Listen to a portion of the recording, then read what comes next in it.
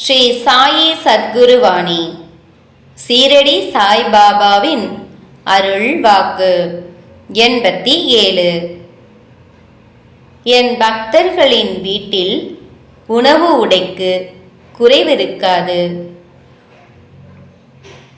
அவை பரிபூரணமாக கிடைக்கும். இது என்னுடைய வாக்குதானம். நீங்கள் செய்ய வேண்டிய வேலை ஒன்றே. என்னுடைய ஆலயத்திலேயே கௌரவத்திற்கு ஆசைப்பட்டு என் அனுக்கிரகத்தை வேண்டி கோரிக்கொள். என் ஆசீர்வாதத்திற்காகவே ஏங்கி இரு. பௌதீக உலக பெயருக்கும் புகழுக்கும் ஆசைப்படாதே.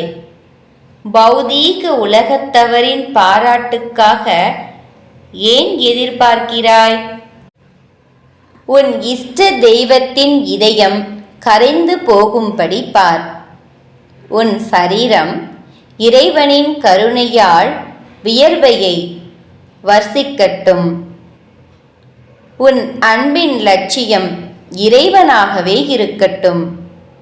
உன் இந்திரியங்கள் அனைத்தும் பக்தி பரவசத்தால் நிறையட்டும்.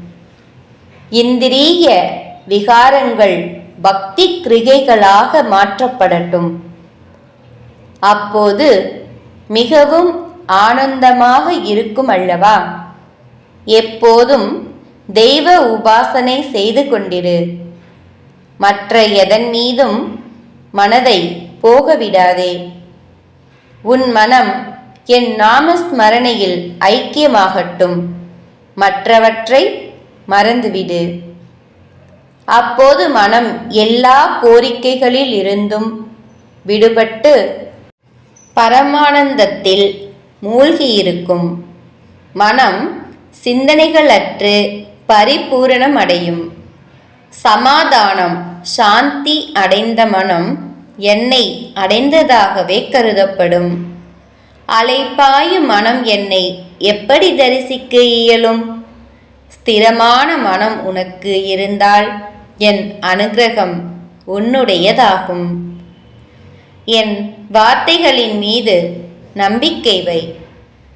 ஜெய் சாய்ராம். ஜெய் குரு தேவதத்தா.